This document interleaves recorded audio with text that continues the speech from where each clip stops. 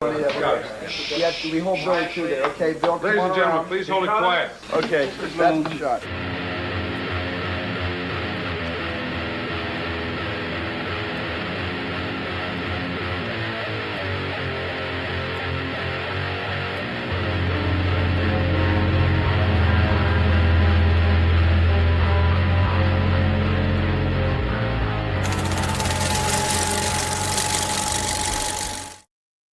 Thank you for ripping a ticket to another installment of Hellhound Film Club.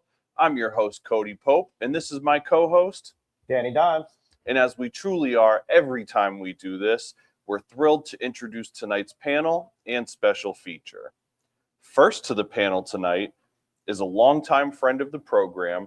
You've seen her on countless episodes by now.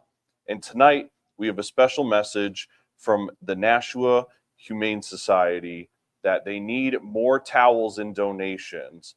They're running out of towels and supplies, so please consider donating to the Nashua Humane Society.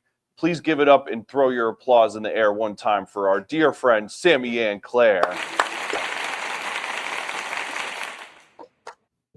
And joining the panel for the first time ever tonight, we have a fellow podcaster and a horror movie fan in our midst.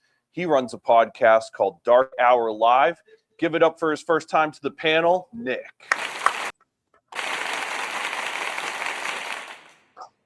And we have an awesome cast of characters and friends on the couches and the panel around us tonight. So thank you, everybody that's been hanging out.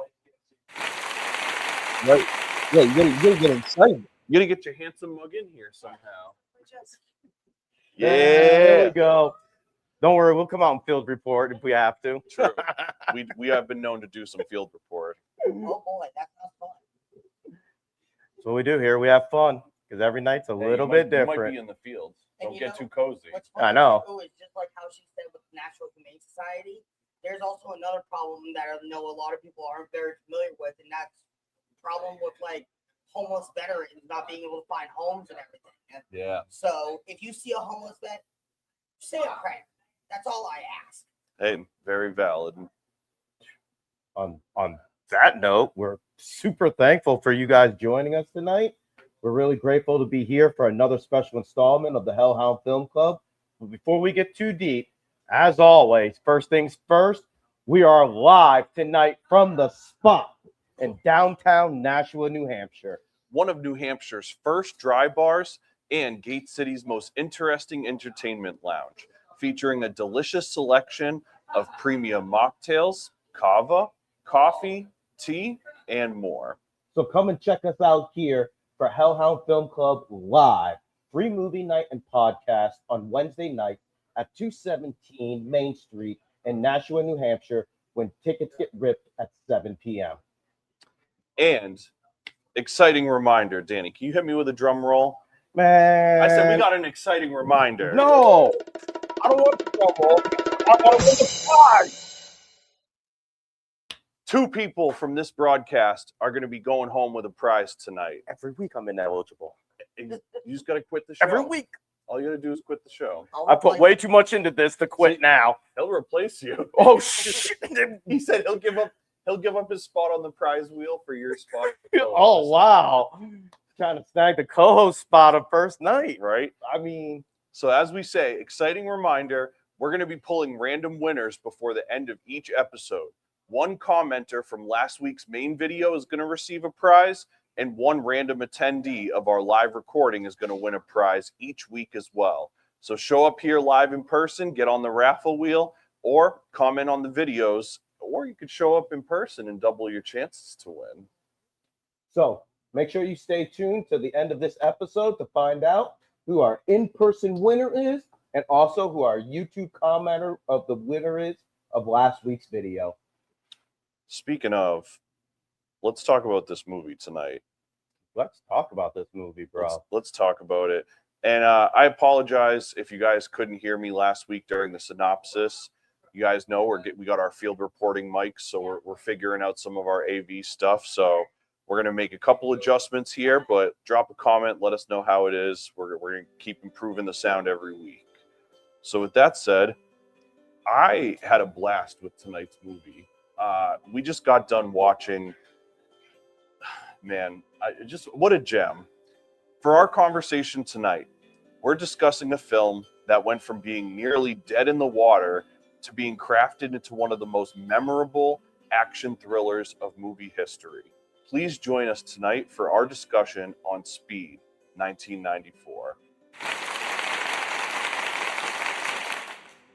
Released theatrically in the United States on June 10, 1994, Speed is an action thriller film and the directorial debut of John DeBont. This film stars Keanu Reeves, Sandra Bullock, Dennis Hopper, Jeff Daniels, and more. Speed follows a city bus set to explode if its speed drops below 50 miles per hour, engineered by an ex-cop turned vengeful extortionist Howard Payne, played by the iconic Dennis Hopper. Main protagonist Keanu Reeves plays LAPD officer Jack Traven, who is responsible for preventing a disaster, with Bullock portraying a passenger who becomes unexpectedly involved in the mission. The film was largely influenced by the 1985 American thriller Runaway Train, along with the 1975 Japanese action thriller The Bullet Train. It's said that the screenwriter Graham Yost heard an incorrect retell of the catalyst to the Runaway Train from his father, Canadian TV host, Elway Yost, who mistakenly believed the train's out-of-control situation was caused by a bomb, leading Graham to think that such a concept would work better on a bus. He initially envisioned the bomb would detonate if the bus dropped below 20 miles an hour, boring. But someone in production suggested raising the speed limit to 50 miles an hour to elevate the pressure, which it does. Yeah. So interestingly enough, Graham Yost's initial draft had the entire film set on the bus. There was no elevator or subway sequences. The bus was initially meant to drive around Dodger Stadium and ultimately crash into the Hollywood sign. After finishing the script, Yost presented it to Paramount Pictures, which showed interest and suggested director John McTiernan, and McTiernan declined because he felt the script was too similar to Die Hard, which he actually directed just a couple years before in 1988. He actually recommended John DeBont instead, who had been the director of photography on some of the films he directed, including Die Hard and The Hunt for Red October.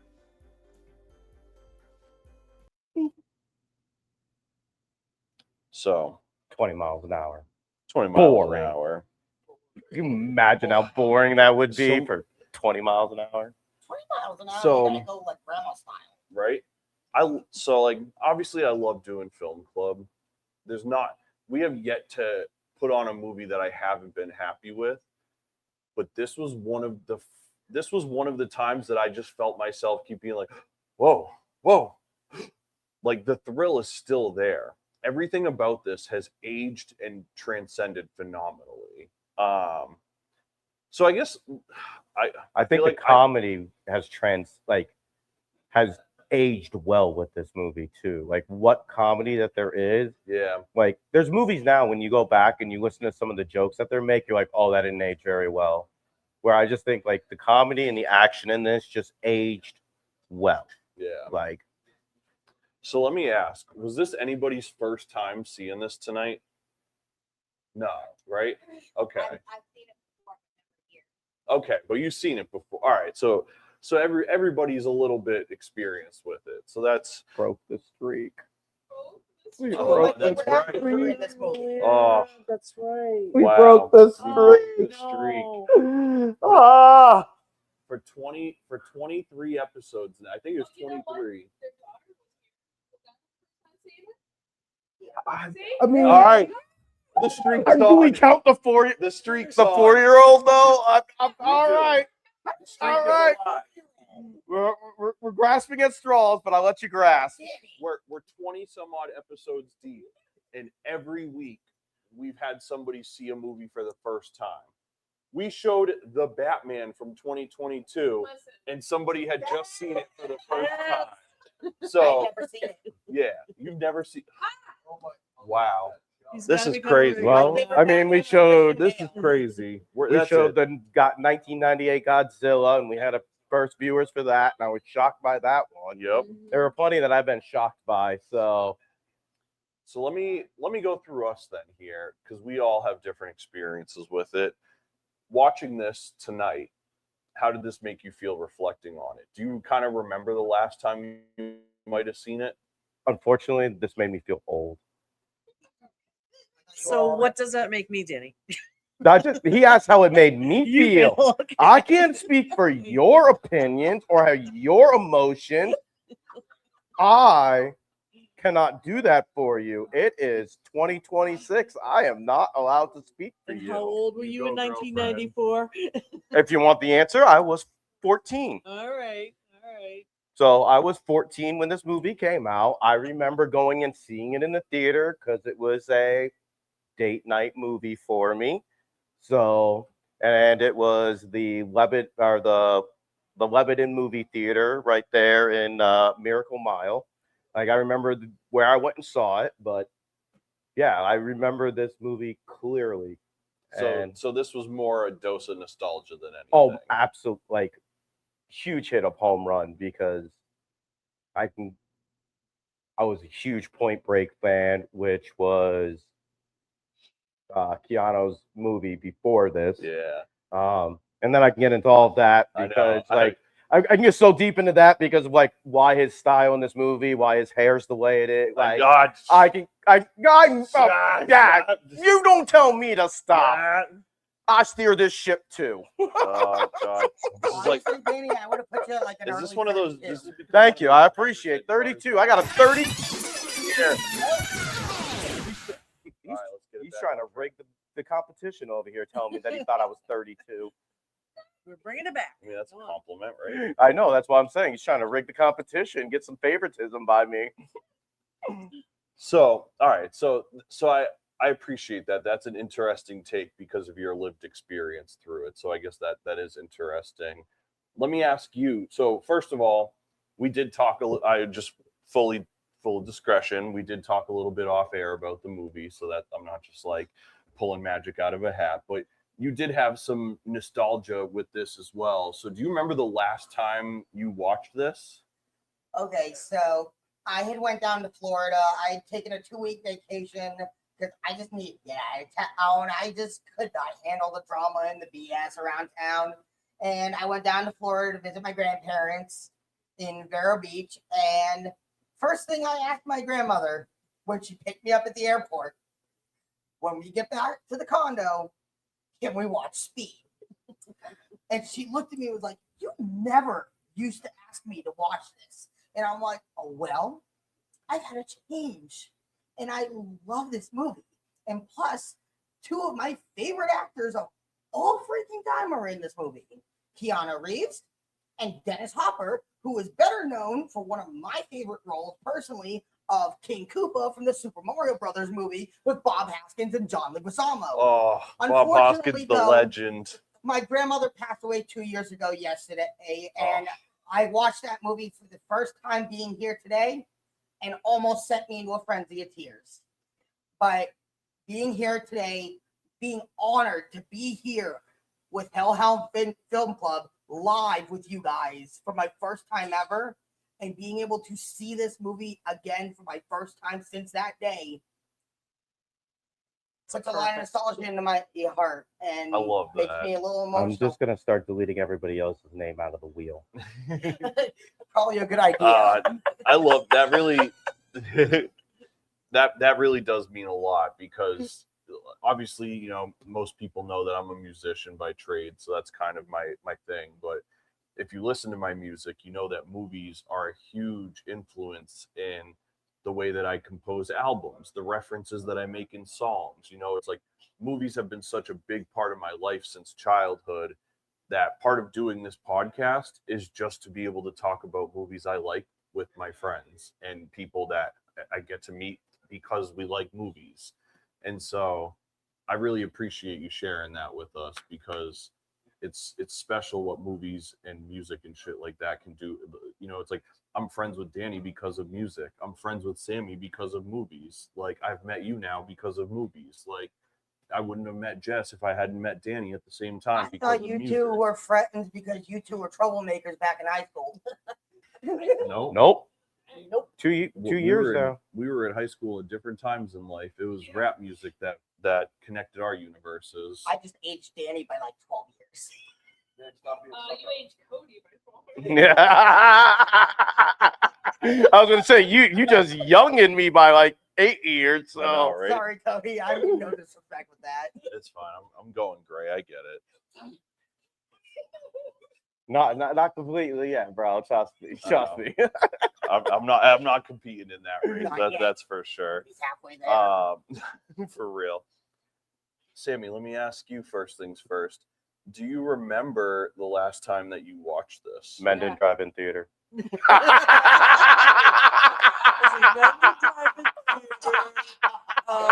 Natick flick. No. I was on a date. I was on a date. At the Mendon Drive-In Devastated Theater. Marriage again. No, it's like no. Actually, this is one of my favorite action movies because I'm not an action movie person whatsoever. I originally saw it because of the actors in it. I mean, Sandra Bullock. What more can you ask for? That's I mean, what I'm saying. Yeah. She is the perfect woman. You know, Jesse James. Shame on you. Shame on you. Yeah. And yeah, you just gave up the best girl in the world as far as I'm concerned. So I went to see the movie originally because of the cast. Dennis Hopper plays the best, craziest person in the entire world as far as I'm concerned.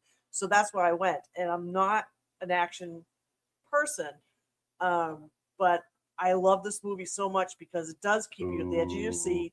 The scene towards the end there, I mean, I listened to the whole room go, you know, like that when it happened. And that's why I love this. And I want to say the last time I watched it was probably maybe a year ago or so. Oh, that's awesome. Yeah, it's one of those ones every so often where I see it pop up, I'll just like, oh, cool, I haven't watched that in a while. Let's watch it again. And every single time I watch it, it still keeps me enthralled. It really does because it's the acting's great. The humor, like you said, Danny, it's classic humor too. Yeah. It's It just aged like, well. There's no yeah. joke in there that you just go, oh. It's yeah. literally- Oh. It's like it's Die Hard humor. You know It what I is, mean? yeah, Like in the yeah. best way possible. Like it's like cheesy action dialogue that works perfect because of the atmosphere you've created. Well, and it was funny too because I love Die Hard too, and I was like concerned that this was going to be like a copycat type thing, and no, the whole premise was fantastic as far as I was concerned, and you know, a little bit off the wall, but you know, who cares? It still kept you enticed. It's funny that you use Die Hard as the humor because I think it's about the exact same thing, but I was going to go with Lethal Weapon humor. Okay. I could definitely see that too. Lethal Weapon humor was where I was going to go with. Yeah. I could dig Because that. because Jack and Harry have that bounce back and forth, kind of like the same way that Glover and Gibson had in Lethal Weapon, like the back and forth kind of humor. Well, the two of them went back and forth beautifully. That's the whole thing about we're gonna have to judge our relationship on the sex part. That was fantastic. Oh my gosh, that when that popped out of her mouth the first time. I think that's the moment I fell in love with Sandra. Yeah. I think that's the moment I fell in love with Sandra right there. Yeah, It was like, absolutely. you know, we'll just have to base this off of sex. I'm like, we can do that. And it was funny because earlier in the movie, I turned to you and I was like, honestly, I'd probably have jumped on a bus for Sandra Bullock in the '90s if that was me. Like, Oh, absolutely. Yeah. if I was single Keanu Reeves and all I did was be a cop death-defying life every day, yeah, bro, I'm jumping on a moving bus for Sandra Bullock in 1994. That's not a question. She is I'm okay. single Daniel Guy. I don't need to be Keanu Reeves to jump on that fucking bus. Single Daniel Guy's jumping on it. And yes, Yeah. out of a moving Jaguar, I'll be more than happy to attempt it. I did not know the car in that he drugged out of was a Jaguar. That was the only thing I never knew about that. Did anybody recognize the guy that was in that car? Arsenio Hall? No. Glenn, no, begins with a G. His first name begins with a G. So I'm going to be honest, I don't remember the actor's name, but as soon as I saw him, his most vivid role came to mind to me. Which is? Tell me because it's killing me. I am almost certain that the guy in the car was Mercutio from Los Berman's Romeo and Juliet. Romeo and Juliet. Remember? Remember I on, was the, going on nuts the beach, watching he's it. like he's flipping out on the beach. Yeah. You were right. Let's go. So we. That's the guy, right? That's You the had guy the from stroke Romeo ego? and Juliet. That's the guy from Romeo and Juliet. What else was he in, Jess? Jamie, will you pull that up for us? Yo, I know I messed some things up, but let's go. But it's Good funny job, because Danny. I just watched that Romeo and Juliet recently because that's one of Nick's favorite movies, and that is one of the best portrayals of Mercutio ever. Like, Well, I'm glad you brought it up because I was going nuts watching the film today. Going, That's just like, how do I know him? Yeah. I'm almost positive the train driver in this movie, mhm. I also know from another show. I almost feel like he was a comedian, but I can't. So put a if name I'm to it. right, I'm pretty sure his name is Richard Schiffer. Richard Schaefer. Let's see Like if I can. Schiff, I think it is. But he was the doctor Well, from The Good Doctor.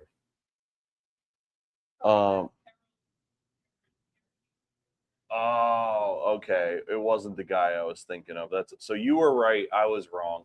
Not the guy from Romeo and Juliet. I'm sorry. I've also never seen Romeo and Juliet. Wow, dude, the one with Leonardo DiCaprio, dude. Closest to Look That's a Leonardo- phenomenal movie. Look up in the right? cast for this movie. See if there's a credit for the I'm train looking driver. it up right now.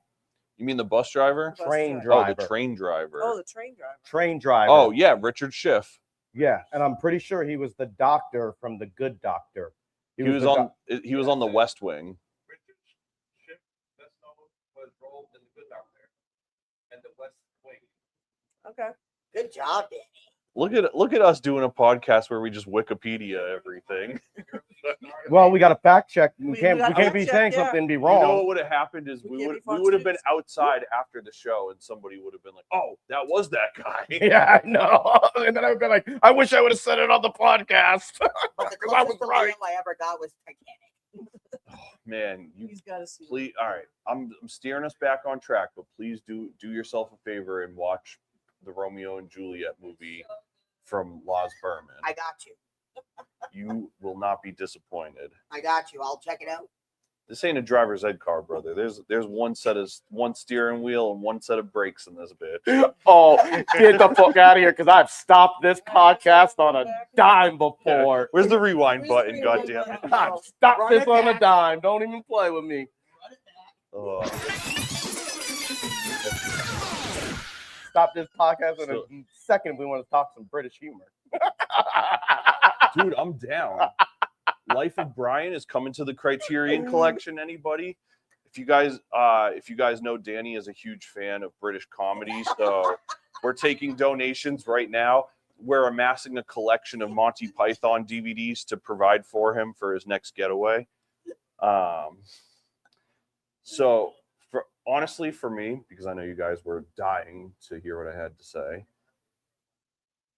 I was like 5 years old when this came out, maybe 6. So I didn't get to like see it as like a theatrical thing. This was very much like a blockbuster, like home video, this was like a popcorn movie at home kind of thing. So I grew up with it in the sense of like, oh, it's a great thriller. Like it kept me on the edge of my seat. Watching it tonight gave me like a totally different perspective on how much this movie has aged well in terms of like the cinematography is like I obviously wouldn't have understood that as a kid, but like there's like some next level cinematography stuff in here. There's shots where there's cameras on like the side of the bus, like the back right side of the bus, and the bus is turning. It's like angles that were just like almost never really done in movies before that. Stuff that I just don't think gets talked about enough because the plot is so exciting. And so it really was like it was really refreshing to be like, oh, this could have aged so bad as a 90s action movie.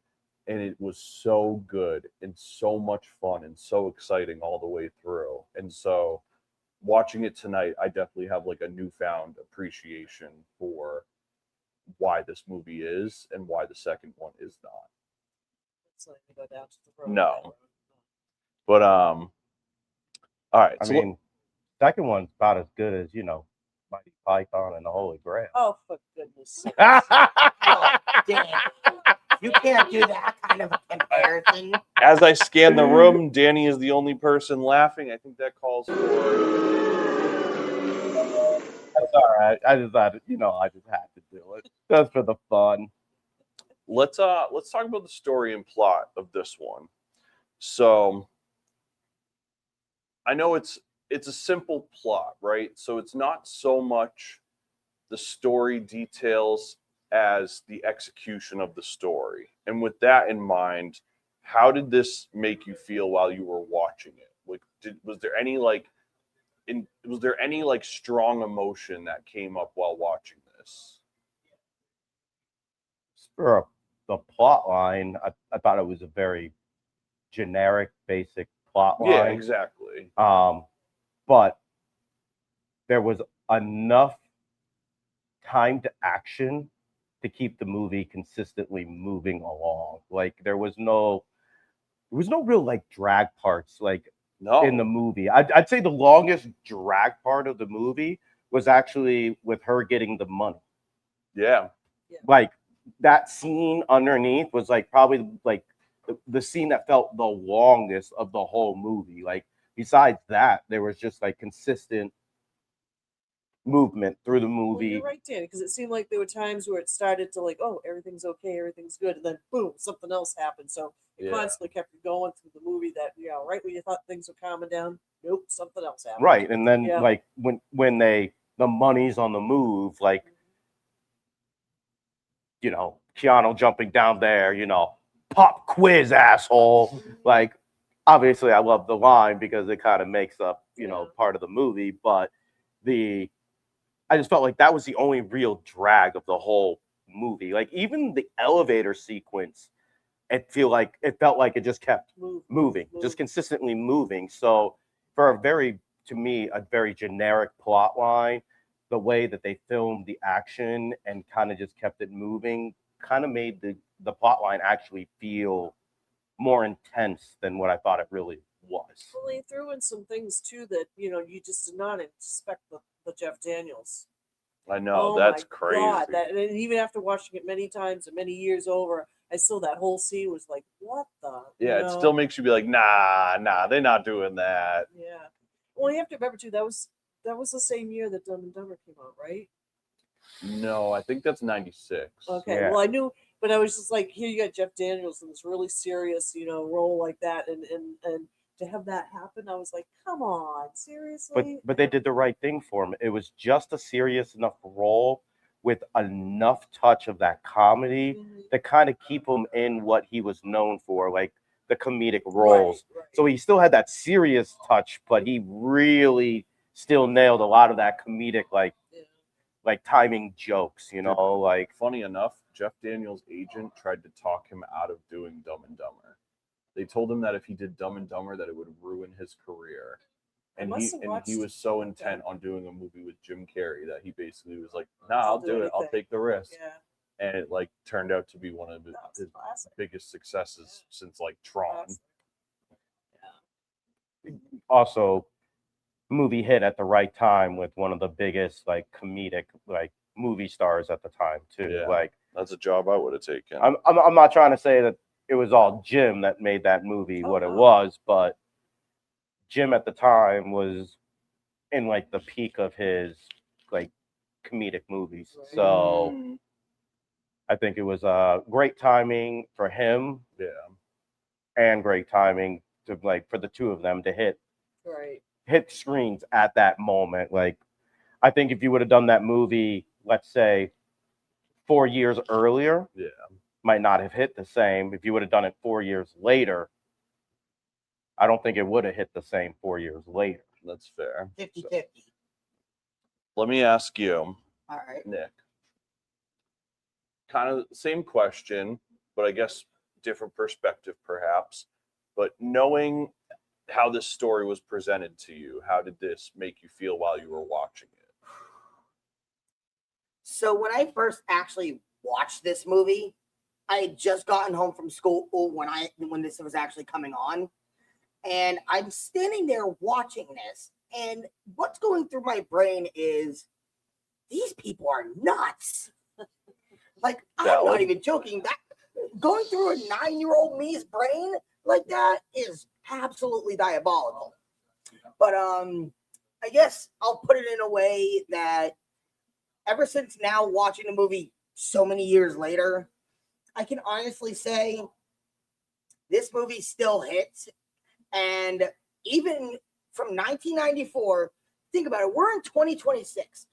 Any of our old favorite movies that we watch for nostalgia reasons will hit no matter what happens. You could go back and watch the old Mars Attacks. You got to hang around this show more. Gets divisive around these parts. I would love to, Cody, anytime. Especially when it's somebody like on British our humor. Yeah. there's always somebody on our program who hates having a good time when it comes to nostalgia. I love having nostalgia moments. Daddy, I love you. I take nostalgia like it's friggin' on a back street in New York City in the 70s. What, with a shot of heroin and raw? Yeah, exactly. All right, we passed the 30-minute mark. We should still be able to monetize someday. So let me ask you. Hopefully I'm framing this differently than the first thing I asked you. So the way the story is presented to you, you know what I mean? Like, obviously, like Danny's point is valid. It's very much like a popcorn movie. It's not there to stimulate your thought process or whatever. But like, with that in mind, what are some of the feelings that kind of like take over while you're watching this and you kind of get lost in it? Well, a lot of the shock value, some of the things, you know, obviously the Jeff Daniels one, and then our final finale with Dennis Hopper, that just made me feel, I don't know if you heard me, I was like, sweet. You know, it's like sweet. And I've seen it multiple times. I still had a sweet reaction when I saw it. So I guess that's, you know, what I'm feeling from it. Just the silliness between Keanu and Sandra too. Yeah. You know, once again, you guys, I'm not a lovey-dovey kind of person. What was up with the kiss at the end? Come So on. unnecessary. So unnecessary. I'm like, unnecessary. come No way. That kiss was perfect. I guess this is different strokes. Once again, Yeah. if I'm Keanu Reeves in the 90s and you cast me in a movie with Sandra Bullock and you don't You let gotta me grab a kiss her kiss, before yeah. the end of it, Yeah, you like, gotta grab a kiss. Yeah. But It's Sandra Bullock was not Sandra Bullock before this movie. but it's not about her being Sandra Bullock. It's about her being her at the time. She has that not like walked out in that dress from Miss Congeniality yet. no, but I don't care who you are. I will fight you over that scene. And she stumbles. Don't try me, Daddy. And that's what makes it even hotter. She's a smoking. She's just so super smoking. well, and that's what I was gonna say. I didn't want to go too deep, but she was attractive at a time when Hollywood attractiveness was like a thing that people could attain.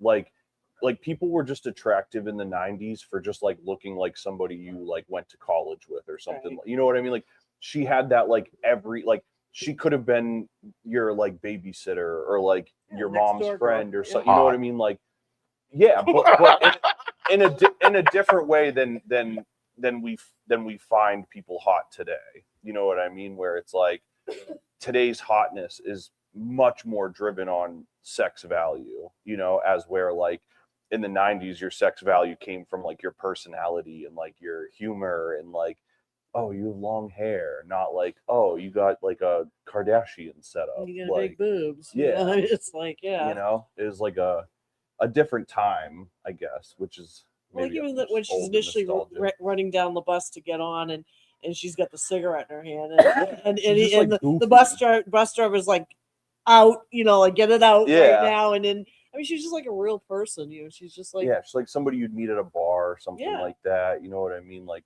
somebody you'd meet at a record store or whatever. Well, I mean, it does take place in LA, so she could be like that Midwest girl moving Exactly. to LA to Too. try to become an actress. Like, True. Yeah. well, I know you guys probably, I mean, because you guys know these movies a lot better than the rest of the world, but Halle Berry was supposed to be. Yeah, that's right. Yeah, Halle Berry was one of their original thought processes for that Don't- character.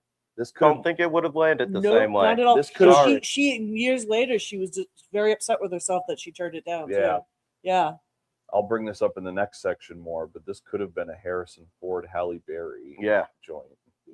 And I think this is the second or third movie we've watched where Harrison Ford almost was the lead in it. Yeah. Like, It wasn't Richard Greco too or something Yep, like that. And I'm yep. like, I can't even imagine him being in this at all. I was just like, seriously. yeah. No. So I would say for me, the way that I felt watching this does kind of lean to what I was saying before, but like, and maybe this is like a weird turn of phrase to use, but I felt the care in making this movie.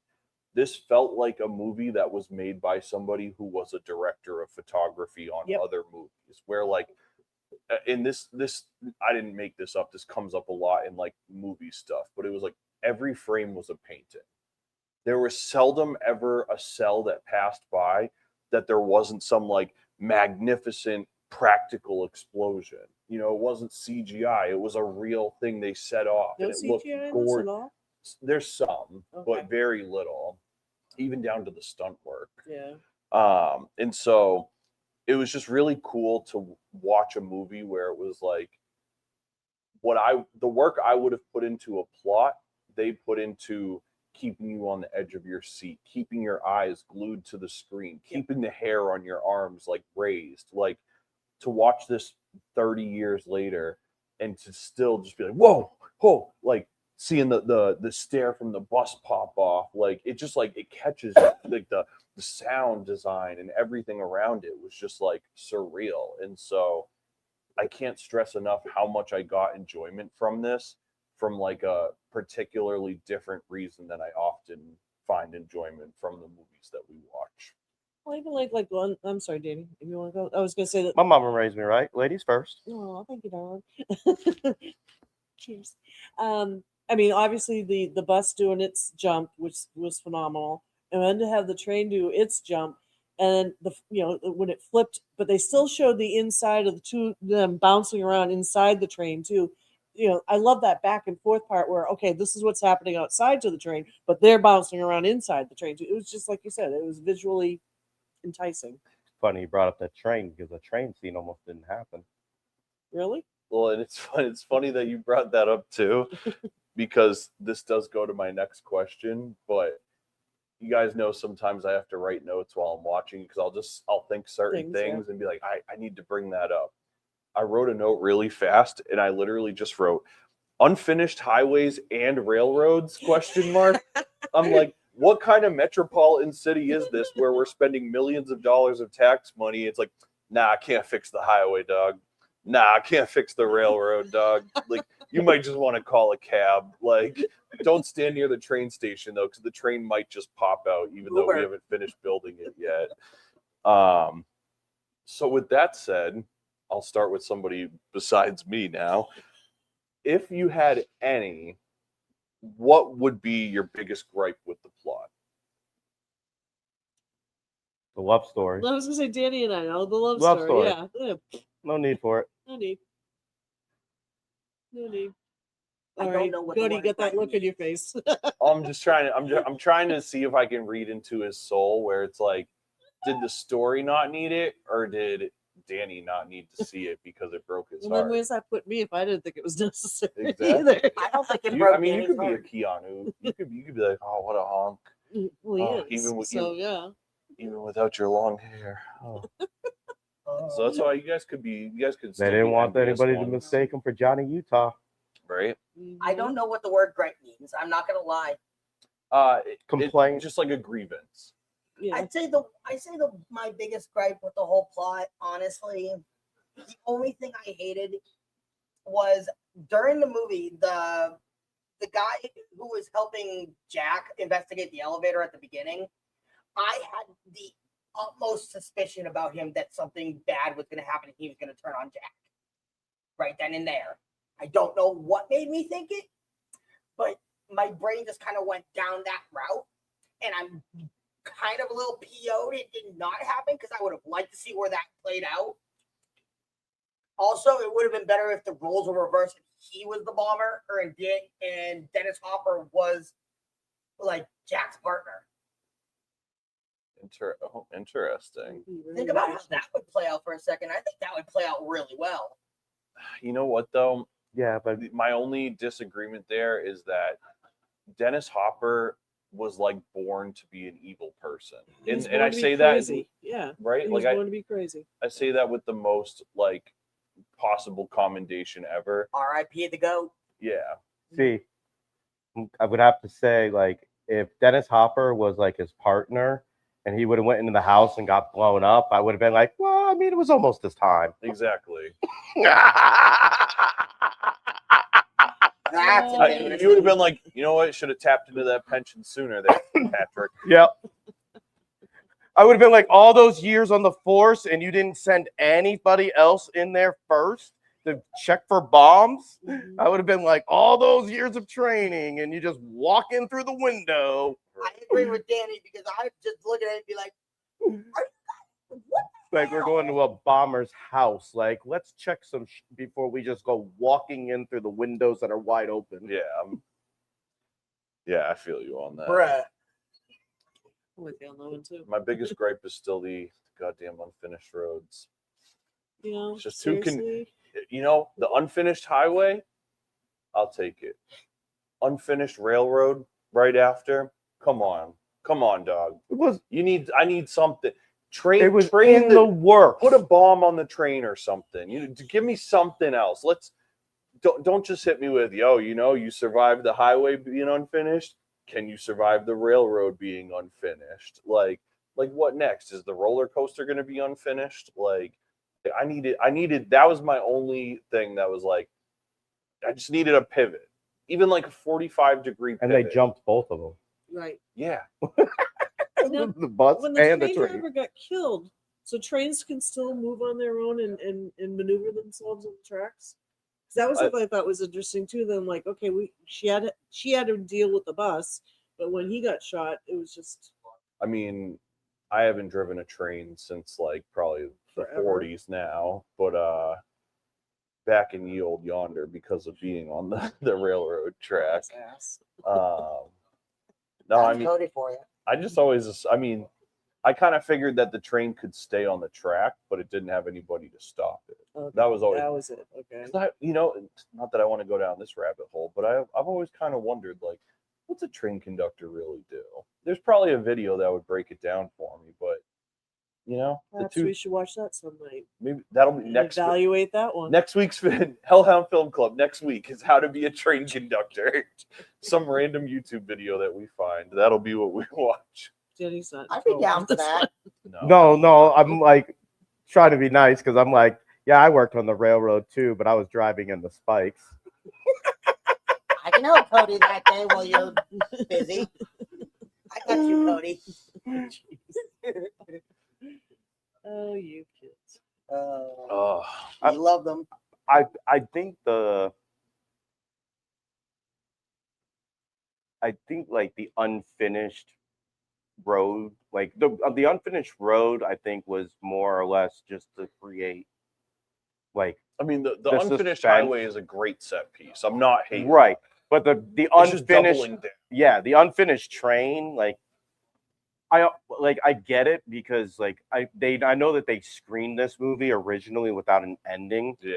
and they used the storyboards in the screening, Oh, really? and the Yeah, it's storyboards like almost watching an animation, basically. yeah, Oh, okay. of the train wreck, but the movie had ran out of money and they weren't going to be able to do it, but because it screened so well with just the storyboards, like the animation, the studio was like, no, we're making this happen.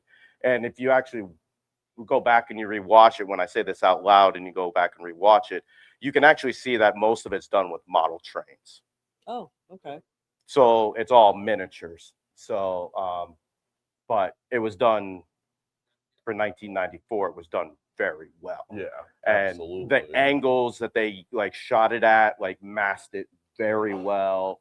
But unless you're like, somebody tells you and you're like literally looking for it as that way, I don't feel that you see it. Yeah. But I'm trying to remember, but this was a big moneymaker too, if I Oh, remember correctly, yeah. wasn't it? They didn't think it was gonna. They Yeah. originally they thought this was gonna be like possibly a bomb. Like they didn't Yeah. think it was gonna do very Well, I well. remember it won Academy Award or Yeah. something. Oh, yeah, for sure. Yeah. This Um, was this was going to be the equivalent of like a bad Steven Seagal movie, and it turned out to be like an easy moneymaker almost for them. Like, and it was almost because they underestimated it that it did so well. the recipe's great. The actors were great. The storyline was enthralling. I mean, so to me, it was Well, there was also huge rumors that part of the reason Sandra was part of this movie was because she wanted to meet Keanu oh, because she had a hey now. Yeah, So therefore, the and kiss made sense. Keanu had a big crush on her too, and not to sadden the moment, but both Keanu and Sandra Bullock had worked with Rivers Phoenix, and Rivers Phoenix passed away during the making of Speed. Okay. So it was kind of fortunate that they were both in this film because they ended up being like great consults to each other. I thought that was the same and time frame. the director actually did a great job because he actually knew that Keanu was going through some rough times with it, like was really having a hard time with it. So he actually like rearranged the filming schedule to do a lot of the action sequences first. So that way he was really enthralled with the action sequences to help him like keep his mind occupied. So that way he didn't have to do a lot of the dialogue like early. So that way he could kind of work through his own. I thought that was the same time frame. Yep. Yeah. Right. Wow, that's a shame. Speaking of the acting performances, obviously we've kind of talked about this a bit, so I don't necessarily just mean for our leads, but in the cast of characters in general, how did you guys feel like the chemistry was between all of these people? Was it natural? Did it feel real? Did it feel authentic? Honestly, I think that big guy Ortiz is in the movie on the bus. Honestly, not gonna lie, I feel like him, the dude with the shade, is that looked like kind of like a hippie, and then Jack all together as a 3-man team trying to help Sam get off the bus was perfectly designed as a perfect trio of chemistry. Ortiz being as big and muscular as he was, and then the hippie guy being able to help support his back so that way he doesn't continue to bleed out. Dude, that's a perfect tri-chemistry. And then everybody else working their magic to just, keep things steady, calm, and everything. And that was a perfect, unique way of what I like to call a team building, trust bonding exercise. Yeah, It was the way I was brought up in my family. I always learned that. I could definitely feel that. Good call. So let me ask you the same thing. How did you feel like the chemistry was between this like cast of characters as a whole? I thought it was a great chemistry. I like the fact that Rock, they despised him at the beginning of the movie, because he was like such a goof.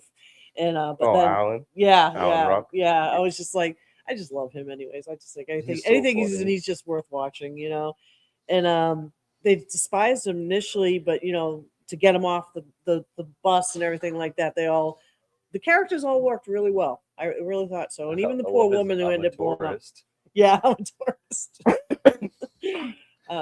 No, I thought it was a really good ensemble. I know there were a bunch of character actors in there that you've seen in plenty of other movies too. The older woman who ended up dying, she's been in things. The guy who was like the chief of police. Yep. I must own 78 movies that he's in, and I feel horrible. I can't think of his name. But, right? Yeah. But The he's like chief of police or the lieutenant?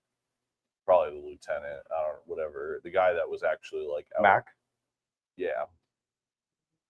He always. I feel like he always plays like some sort of like authoritarian figure in movies too. But he's just like he's the one that's like I'm on the edge of reason, but I got the guns. That's one of the things that I'm drives. dangerous, Just next thing you hear is I'm dangerous, but just enough not to be.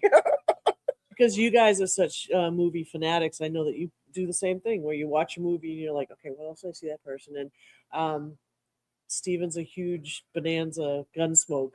And I'll tell you, I watch those shows and I'm like, oh, they were in Falcon Crest, and oh, they were in, and it drives him crazy because he's like, cut it out. And I said, well, you'd go nuts if you saw me at the film club. That's how Twilight Zone is for me. Same thing. When I Yeah. watch Twilight Zone, I'm like, did you know that he ended up being Yeah. in this movie and he actually was in Psycho? Yeah. Well, Dennis Hopper did all of them. He did Bonanza, Gunsmoke, all of those. He was some kind of character in all of them, and Man, usually a crazy what a one guy. too. So yeah, Joe Morton. Oh, that's the actor we were talking about? Joe Morton. Joe Morton. Terminator 2. Yes. Yes, he was the policeman and See? trying to chase down Yep. Sarah Connor. Blues Brothers. Yep. 2000. Oh yup. wow, okay. Stealth. Executive Decision. I don't remember those last two. What Lies Beneath. Oh, saw that one. one. Yeah. Of Mice and Men. wow. Haven't seen it. American actor. Gangster. Ooh, I have that. The Astronaut's Wife. Paycheck. Dude, like, Yeah. Classic character actor. I mean, Literally. Yeah. these things are just. He was in The Pest. Oh, shout out to John Leguizamo. Mhm. He was Oh, Ali with Will Smith. holy I saw crap. that. That was a good movie. I don't remember. I mean, I remember him in that. I remember watching it, but I don't remember him in it. But that's what I'm saying. Yeah. Like, I mean, like, we're dropping some bombs over here, bro. These ain't like some. You might know these movies. Yeah, Like, it's like, nah, you've seen that. you've seen these movies. Like, stop playing with me. Like, I mean, The Pest, I might give some people that might not have seen The Pest, but I guess. Some people. but you, I would expect to have seen The Pest. Oh yeah. Yeah, that's what I'm saying.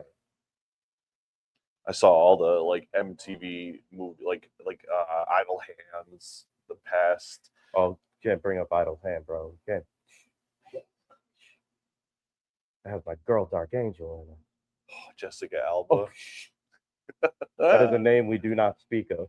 Oh my god. Speak He's got a- names that we do speak of, however. Mhm. This is a quick shotgun answer. Who had the most standout acting performance in this? Sandra. Dennis. Sandra. Mhm. I like that. I think I would have to go with Sandra too. Yep. You know, obviously Keanu Reeves has the most to offer, but I think Sandra's character shows the most growth in the shortest amount And of the time. emotions too. I mean, Yeah. she was in when she had to be strong, she was strong, but then there was those moments where she started Yeah, bawling, she and just you know, let and she herself feel. loses it, you know. and- She didn't know about the carriage part with the cans. oh yeah, that Oh my that God. scene was yeah. That- they yeah, didn't that tell was her they were going to awful. do that to her, and they Oh, just they didn't. So and they that's how just they got pushed the it out in reaction front of her. So when Oh, she hit it, wow. like that was like a real reaction. Oh, okay. Like that was a genuine reaction. yeah, Man.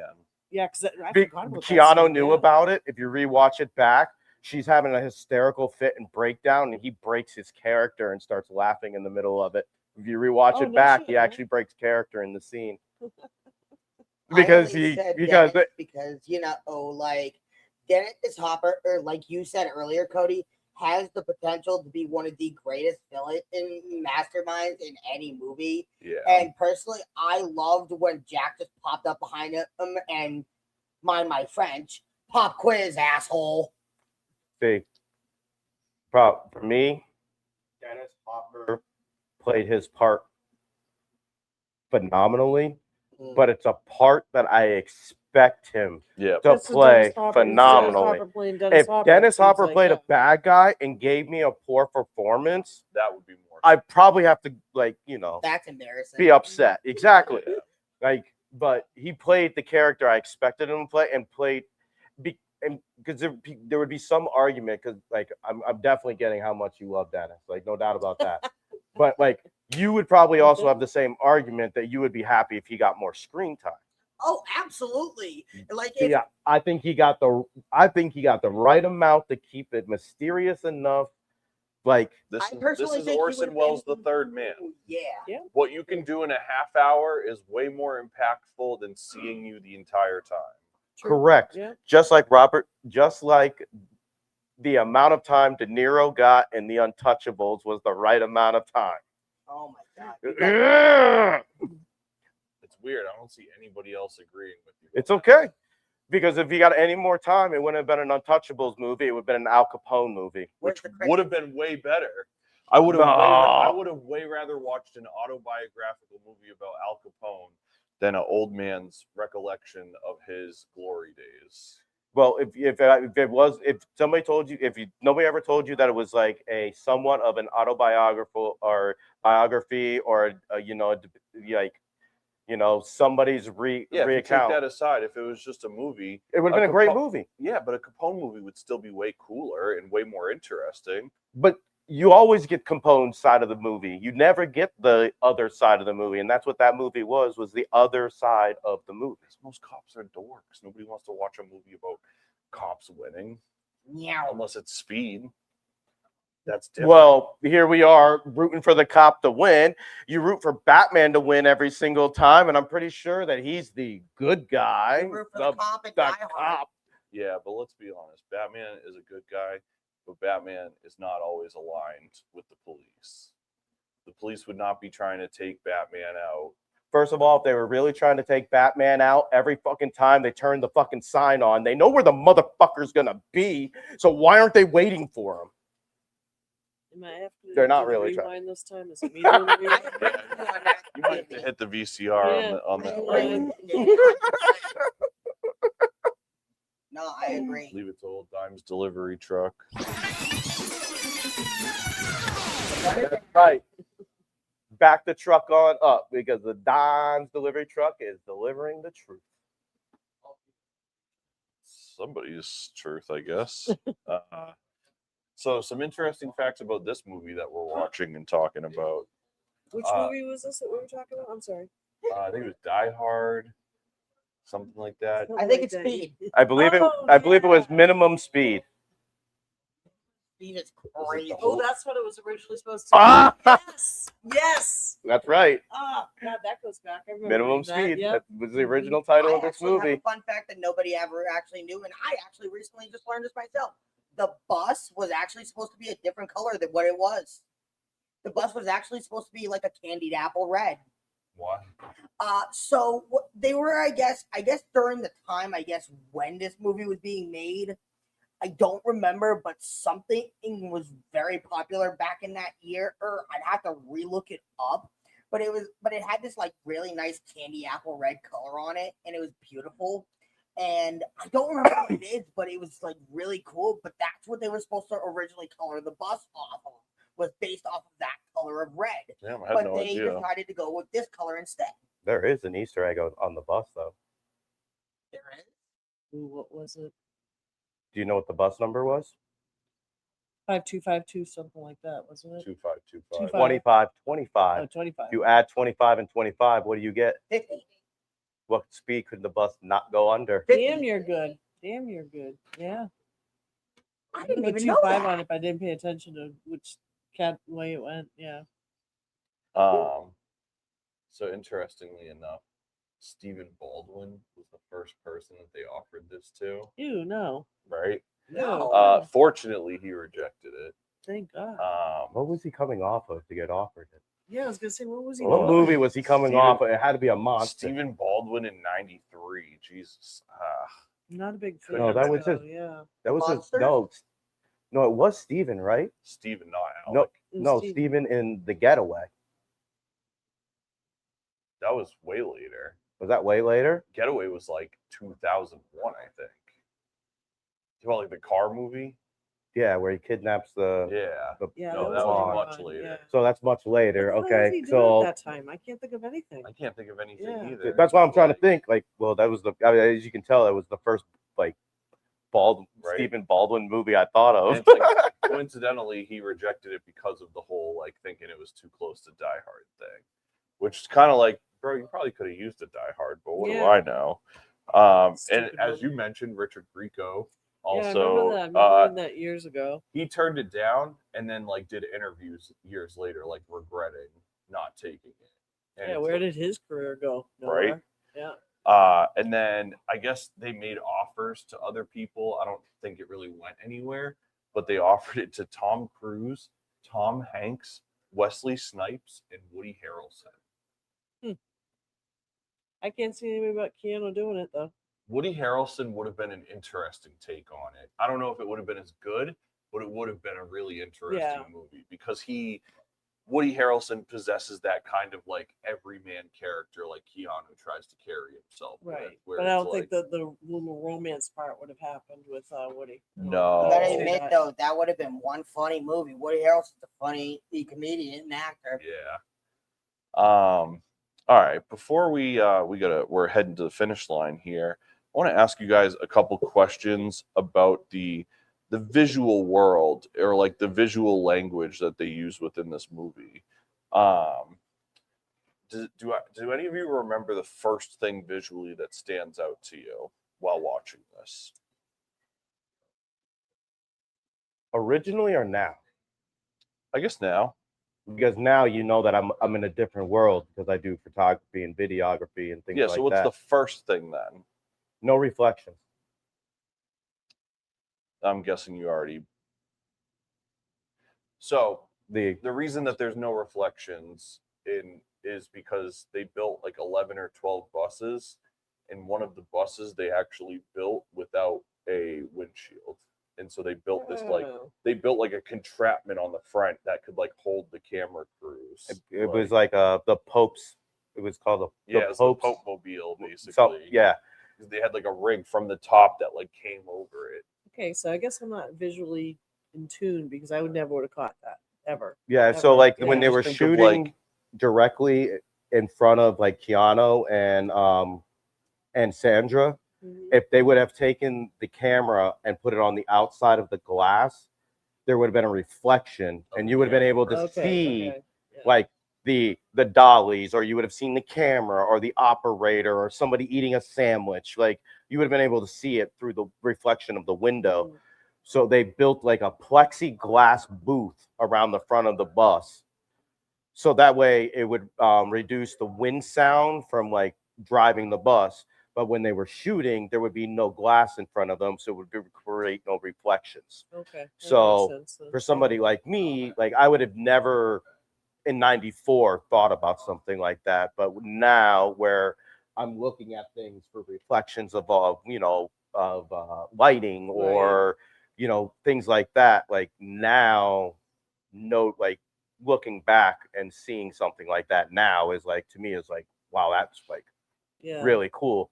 And also remember 1994 cameras were much bigger back then. Like we have a lot more easier ways of doing technology now than previously. Yeah. So some of the shots that they were able to do and get like because of it, like to me is like really cool now. Yeah. I would honestly say the first thing that really stands out to me, and I'm a sucker for this, I can't even lie, my heart melts every time I see one of these, is a beautiful scenery. A beautiful background with a beautiful scenery and a beautiful location. It melts my heart every time because honestly, to me, it paints the picture of just like a beautiful, nice setting that nothing could possibly go wrong until just that one split instant and everything goes to hell. I guess visually, me then. I'm sorry. I like the explosions. Hey, I'm with her. that stood out I to really me. like the explosions. I like the scene underneath the bus with him on the dolly. I mean Yeah. that was just like super. And I mean I'm simple. I like disaster. That high. No, I'm Yeah. with you. It was like Mhm. everything felt very visceral. Yeah. Where it was like you were very Good word, attached visceral, to yes. the things that were Yeah. happening. Like that high shot of the bomber's house, Yes. that real high shot, because it was on the corner too, and if you were paying attention you could see the cars pulling in from the distance and like blocking off the road. Like I don't know, that was just, and to think like back then they probably didn't have drones to like fly up there to get that kind of a shot. Like I don't know, it's just And yours? What was your view on it, sir? So I think there's just a lot of the camera work really stood out to me because I thought I went into it knowing what to expect. and I was constantly caught for a surprise at the type, like there was a shot in the beginning, I think it's pretty early on, where they're like walking around the bus and the camera just I don't know if it's like a crane shot or something, but like say this laptop is the bus, the camera just backwards comes around like this and just follows what they're doing. And it's like one of those things where it's like you think physically of like holding a camera. It's like I'm not walking backwards that smooth, even if I have somebody like guiding me. So there was like something that some sort of rig that they built to capture that shot, or maybe it was a dolly or something. But it's like right away within the first few minutes, they let you know like, hey, we're really like pushing the limits of what we can do technically here. And the same thing goes with those like the explosions and stuff. It's like Explosions are great. It's like being dumbfounded, because it's like you just really like, well, like, because it's like, wow, they really had to like build those fires out and like keep those things controlled. Just even the elevator at the beginning. I mean, it going down and the hook and rope work and all that is phenomenal. Oh man, I know that they the freeway scene, like the freeway was actually under construction and the roads were actually closed down, and that's how they filmed them. Like filled those scenes was because they were actually, I believe it was being repaved. So that was all like fresh asphalt that they were driving on. Like nobody had ever touched those roads before, and it was all shut down. And there was really a section missing in the road, but it wasn't as wide as. But that's where the idea of jumping the section came from, was because there was an actual section missing on the actual road in the repairs. So we were like, why don't we jump this? Right. The thought of a bus actually jumping and surviving, it's just like crazy. Nick, are you familiar with Letterboxd?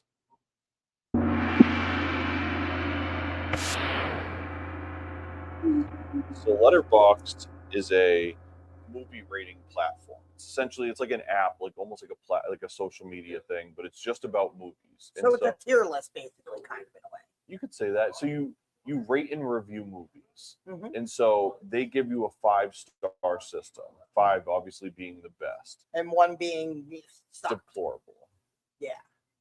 And so what we like to do at the end of the episode, after we've all discussed the movie, is basically give what our rating out of 5 would be, and like a 1-sentence synopsis as to why we decided that. So we'll give you time to think about yours since you're new. Danny, pressure's on. I'm going to start with you. I would give this a 3.5. Okay. It's a very enjoyable movie with good comedy and good action that continuously moves the plot, and is a great evening or like weekend kill time movie. I believe it's something that you can repeatedly watch and is enjoyable each time. Did you say you got 3.5? 3.5. Okay. How do you feel? I'm going for a 4. I love the cast. I love the whole plot. I love the action. Like I said, I'm not an action movie person, and this movie, every time I watch it, still gets me excited. Has me at the edge of my seat. Obviously, I love the cast. It's just that's phenomenal. And the only thing I just hate about it is the fucking kiss down at the end. What was the point? Die Hard's a 4 to me, and Speed is just a touch under the Die Hard. Yeah. So if I were to say, I would even say it was more like a 3.8. Okay. If you want to get like, but I just believe Die Hard's a 4, a solid 4 in my book, and I just enjoyed Die Hard a little bit more, so I just don't think I can rate it the exact same. Yeah. But like you guys had already said earlier too, the comedy amount and it was perfect. The action amount was phenomenal. The only thing that was unnecessary was the damn kiss. Yep. That could have kept a little tension between the two of them. Everybody needs tension. love. Money can't buy me. You guys sound like two bitter single people. All right. Daddy.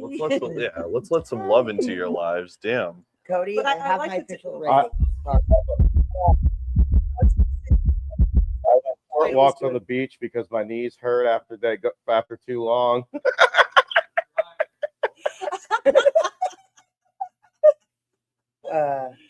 He's ready. He's got his. But got I his have rating. my official rating. Let's go. All right, hold on. Hold on.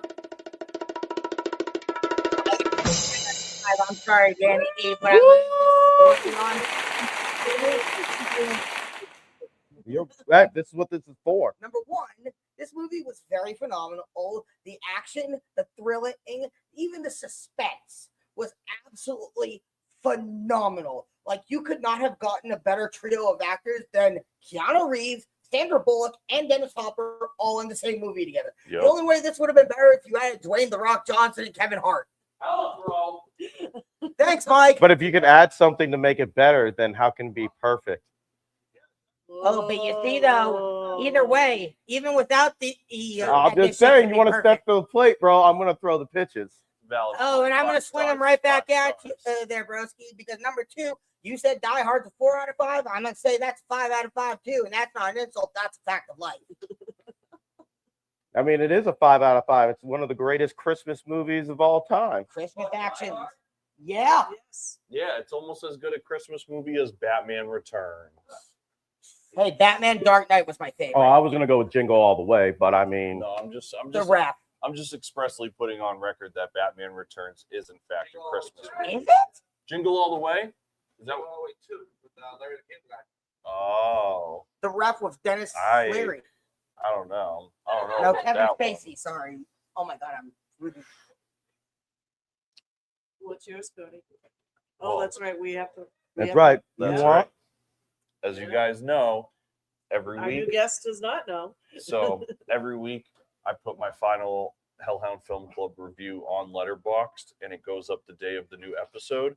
So right after you read the review, you can watch the episode in its entirety. So I could go back and watch myself on this. Yep. Absolutely. You'll be able to see it next Tuesday. Next Tuesday. Um, Or for $1 a month, you can See you next Tuesday. Or for $1 a month, you can join our Patreon, and you can get episodes early. That's true.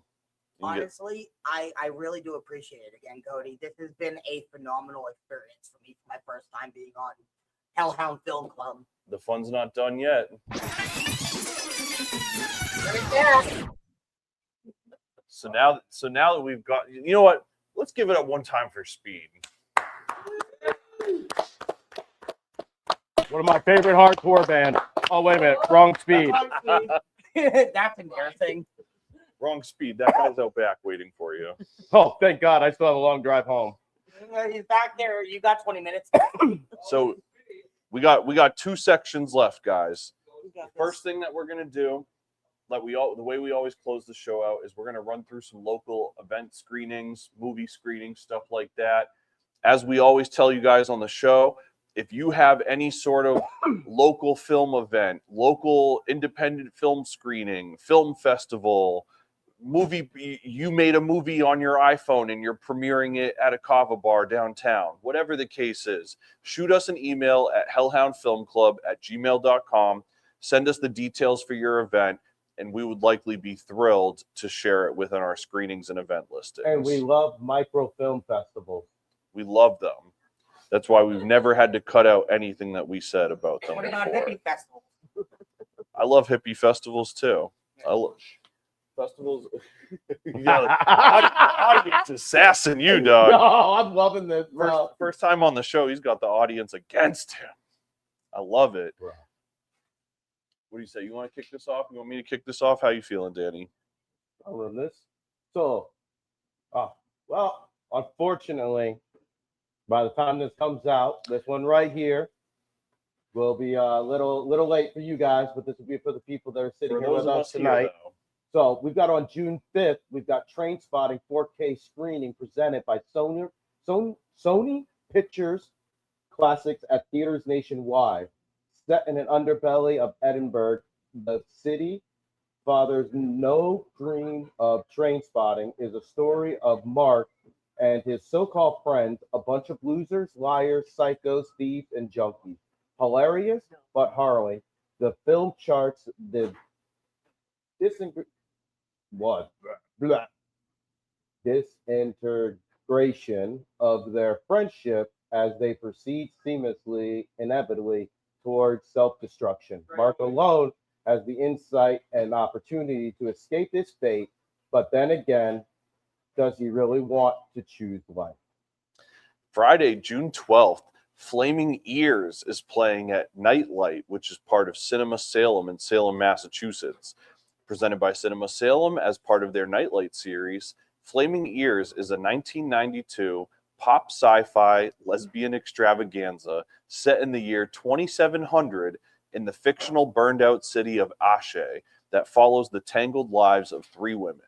A truly underground film shot on Super 8 and newly restored, Flaming Ears is original for its playful disruption of narrative conventions, its witty approach to film genre, and its punk visual splendor. June 17th, But I Am a Cheerleader at Coolidge at the Speedway, a series presented by Coolidge Corner Theater and the Charles River Speedway. The second feature in this incredible outdoor screening event in Boston features food vendors, beer tents, and more. But I Am Cheerleader, the 1999 cynical teen romance film in which Natasha Lyonne stars as Megan Bloomfield, a high school cheerleader whose parents send her to a residential inpatient conversion therapy camp to cure her of her lesbianism. At camp, Megan realizes that she indeed a lesbian, and despite the therapy, comes to embrace her sexuality. Thursday, June 25th, Shaun of the Dead is playing as part of the Thirsty Thursday series at Somerville Theater, bringing your favorite movie bars to the big screen. Shaun is a 30-something loser with a dull, easy existence. When he's not working at electronics stores, he lives with his slovenly best friend Ed in a small flat on the outskirts of London. The only unpredictable element in his life is his girlfriend Liz, who wishes desperately for Shaun to grow up and be a man. When the town is inexplicably overrun with zombies, Shaun must rise to the occasion and protect both Liz and his mother. That's going to be screening at 7:30 at the Somerville Theater. For more details or other films in the series, visit www.somervilletheater.com. Friday, June 26th, Mickey and Nicky 50th anniversary 4K restoration. Sorry, timeout. I'm rewind. What's up? I'm only correcting you because this is one of my favorite movies of all time. This is Mikey and Nicky. From What I did. You said Mickey and Nicky. Ah. And so I have to fix this one. This is one of my favorite movies of all time. Anybody, you can come to my house and watch this with me at any point. Friday, June 26th. He's like, I'm Sparta kicking you off of this one, motherfucker. Yeah, if it's anyone, it's this one. Friday, June 26th is the 50th anniversary of Mikey and Nicky, and they're going to be doing 4K restoration screenings. As part of an ongoing series celebrating comedian, actress, writer, and director Elaine May's incomparable career for the 50th anniversary of a truly one-of-a-kind, inimitable crime drama, Mikey and Nicky, starring John Cassavetes and Peter Falk. Elaine May and producer Julian Schlossberg will be present for an in-person Q&A.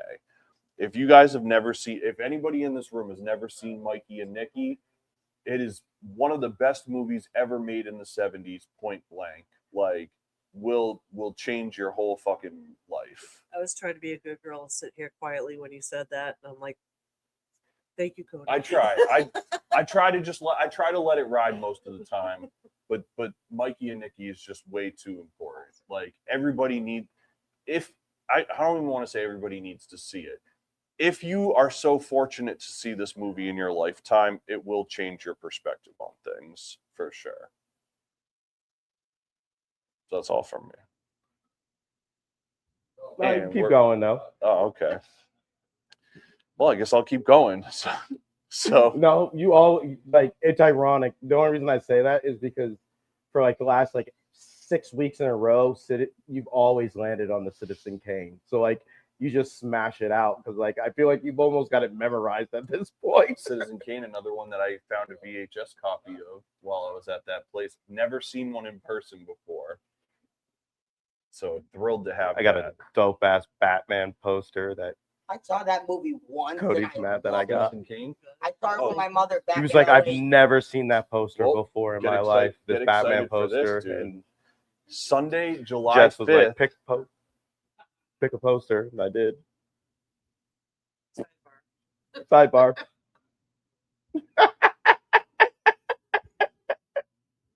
Man was trying to Love you, speak. Cody. Sunday, July 5th. Sunday, Sunday, Sunday. Sunday, July 5th is going to be the 85th anniversary of Citizen Kane, presented by Fathom Entertainment at theaters nationwide. A boy, abandoned by his parents, inherits a fortune, builds a global newspaper empire, and aspires to become president of the United States. But he loses everything over an affair with an untalented nightclub singer.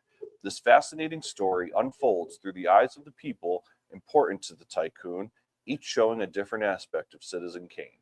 This special 85th anniversary release includes exclusive insight from Leonard Mullen. If you live in our area of southern New Hampshire or in Massachusetts, there are screenings that day at AMC in Methuen, Apple Cinemas in Merrimack and Hooksett, Showcase Cinema in Lowell and Woburn, Cinemark in Salem, New Hampshire, and plenty of other theaters. Visit fathomentertainment.com to find a screening near you.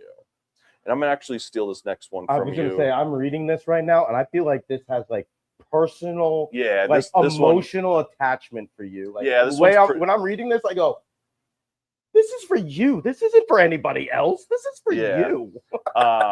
You got most people that are Cody Pope fans know that I grew up as like a punk rock and hardcore kid, and so there's a very important documentary screening coming up Saturday, July 11th. Heavy Healing is going to be a free screening at Bridge 9 Records in Beverly, Massachusetts. Heavy Healing features prominent and influential members of the heavy music community, including Lou Collar from Sick of It All, Jesse Leach from Killswitch Engage, Vinny Stigma from Agnostic Front, Mike Williams from I Hate God, Eddie Sutton from Leeway, Jimmy G from Murphy's Law, Jarrett Reddick from Bowling for Soup, Adam Blake from H2O, and tons more, telling stories about how relying on hardcore, punk, metal, etc. helped them to recover from illness, medical issues, and mental health challenges. The screening is free. Just RSVP at bridge9.com/heavyhealing in order to reserve your spot. Women of the Pit will also be on site, raising funds for the American Cancer Society. I feel like you got me to this one on purpose. Fitting, right? Because I fuck it up. It's like, goes along with it, right? Yeah. Yeah. Wednesday, July 15th, Jackass the movie at Coolidge at the Live here at Speedway. Hellhound Film Club, starring Danny. Starring me. Nah. A series presented by the Coolidge Corner Theater and the Charles River Speedway, the third feature in this incredible outdoor screening event in Boston, features food vendors, beer tents, and more. Is Jackass the movie, the 2002 American reality slapstick stunt comedy film directed by Jeff Tremaine. It is a continuation of the MTV TV series Jackass, which had completed its run. The film features most of the original Jackass crew, including leader Johnny Knoxville, Bam Margera, I'm not going to say his last name right, Chris Pontius, Steve-O, Dave England, Ryan Dunn, Wee Man, Preston Lacey, and Danger Aaron. Yeah, you got Steve-O's last name, right? Yeah, I got Steve-O's last name right. Woo. Friday. I got Wee Man right. That was a hard one. Nothing on that guy. Nobody wanted to laugh at that. He got Steve-O's last name right because it's O. Oh, I guess we're not doing a comedy podcast anytime soon. Well, good thing I didn't fuck it up and say Wee Guy, because that's my last name. Friday, July 17th, the Odyssey opens nationwide. There's going to be a 70mm theatrical premiere at the Coolidge Corner Cinema in Brookline, Mass. that day. The mythic action epic from master of cinema Christopher Nolan shot across the world, bringing Homer's foundational saga to screens, starring Matt Damon, Tom Holland, Anne Hathaway, Robert Pattinson, Lupita Nyong'o, Zendaya, and Charlize Theron. Thursday, July 30th, the Creative Guts Short Film Festival at the Red River Theaters in Concord, New Hampshire, presented by the Creative Guts Podcast. Their short film festival is an evening of imaginative stories from filmmakers in New Hampshire and beyond.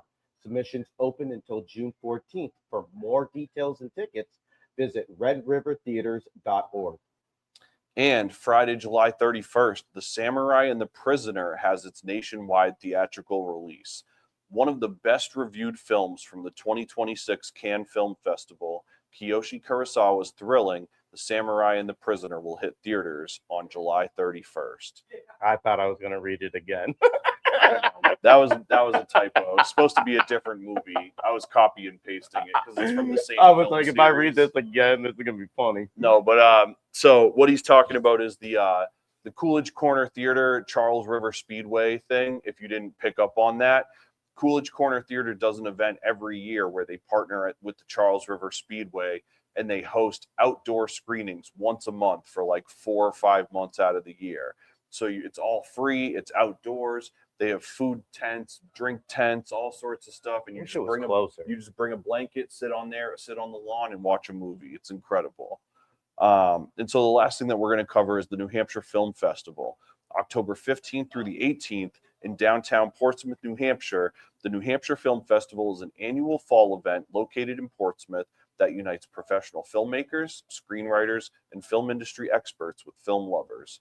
Drawing thousands of attendees annually, NHFF is the region's premier film festival and an integral resource for local and national industry professionals who return each year. And with that said, it's time. It's the time of the night that everybody's been waiting for. It's the time of the night that I've been waiting for. Let's give some shit away. What do you say, guys? Listen to how loud this crowd is here. So as you guys all right, so we're coming up on the screen here. So you guys can all see the wheel. And so my co-host Daniel here is gonna press the magic button, and that is gonna select the winner, who's gonna go home with this custom 1-of-1 12x18 Speed Hellhound Film Club commemorative poster. So Nick's been trying to grease the wheels to win this. But but y'all gonna see right here that this is gonna spin, and I have no control over it. All right. Let's see who's getting this poster.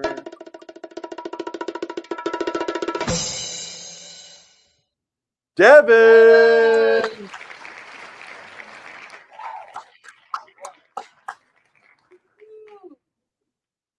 Devin. The homie got. Let me show you guys on camera real quick before we give this away. Can we switch? Yep, we're getting back there right now, my man. So you guys can kind of see. So this is a 1-of-1 custom 12x18 Hellhound Film Club commemorative poster. So it has all the info of when we watched it tonight. You can see you got the bus in color with the black and white joint. That's yours. Hang it up somewhere beautiful. Tag us online. Thank you. And you know what? You still have the spin wheel? I do. Yeah, absolutely, man. That's why I had it ready to go still. Because I was very lucky, and we found 2 copies of Speed on VHS in its original pressing. Now, to be fair, because won the poster, we will remove his name out. Yep. Which means somebody else here is guaranteed to win. Somebody who still has a VHS machine. Hey, you said that's a VCR. You're from our era. You said VHS machine. VHS machine. 12-year-old. Who's taking it? What's the Nick? Wow. Let's buy a hair. Nick, whose first time on the Hellhound Film Club panel tonight, is going home with an original copy of Speed on VHS. Holy Christmas. I mean, yeah, I'm kind of a little PO'd. I didn't get the poster because that would have been nice above the photo of me and my grandmother when I was a little baby. Because that would have been a great memory. But I'm not worried because I know that every time I go over to hang out with him, I can just go up to it and just pray. If it makes you feel better, I know the guy that makes the posters. If you can hook me up, I got you. I'll talk to him. Damn, I know that same guy, and I haven't gotten one yet. All you gotta do is ask. You could have been in my position. Every week I threaten to kill the people who win one, and I don't think I should have to ask, but no, I'm very happy with the winners we have every week. So No, this was a blast, dude. I I know. didn't even see what my fortune was, and I know that I'm in for some good already. We are, man. So this wrap up time? It is. It's that Why do time. always good things have to come to an end? All right, brother. But there's always next week. 'Cause we're out of popcorn, we're out of drink, we're out of all the things that make us think the movie's done. It's time to go Dude. home. Impressive. Is that an original? I just made that up. Let's go. So let's all Well, go have some dominoes. I just pictured like one of those like 40s movies with all like the dancers coming out of the water, like do the movie's here, and me just in a tuxedo in the middle, being like, that's how I got this far. You know what the funny thing is? What I just envisioned right there was his voice being the voice of the singing sword from Roger Rabbit, Who Framed Roger Rabbit. You know what I'm talking about? Yeah. Where it's full, and he's like, whoa. But on that note, as always, I want to say thank you so much for tuning in.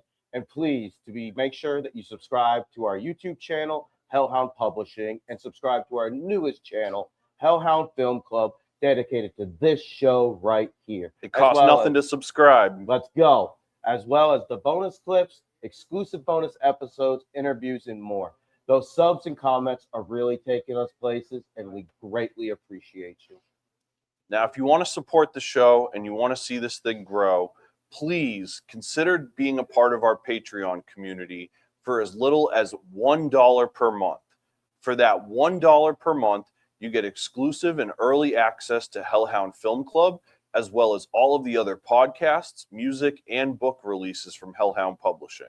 You'll get everything that we've released there since we started back in 2018. Your support is going to help us get additional cameras, microphones, computers, and more ways for us to promote the show and build up our audience. If you'd like to consider joining, please visit us at www.patreon.com/Hellhound Publishing. And don't forget, you can join us right here every Wednesday at 7 p.m. at The Spot in downtown Nashua, New Hampshire for our free movie recording and live screenings. Happy 1 year to The Spot. Let's go! Spot, Mikey. Remember, that's every Wednesday night. That's 217 Main Street, Nashua, New Hampshire. Come on down, watch a flick, grab a drink, eat well with some good friends, and Don't forget the pop